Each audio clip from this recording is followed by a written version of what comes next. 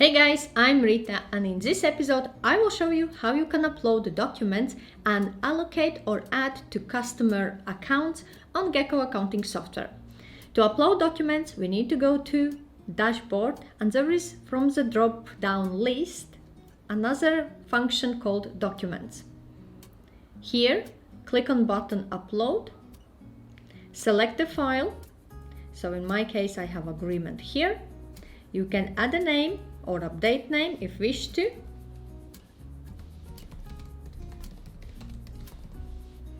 I can add more in description, like shorten terms and conditions if required, and I can select a type. From type, there is multiple different types available. In my case, this is contract. I can select valid from and valid until, so particular dates, okay? And now I can select a customer. So in my case, this is for Travel Limited. So Travel Limited, and if there is projects, I can also allocate to particular project and click Add Document. Now document has been added here. I have options to share, edit, download and delete.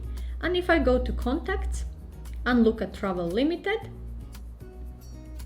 I can see documents under documents section, and it is here added, valid from, valid until, and I can download it.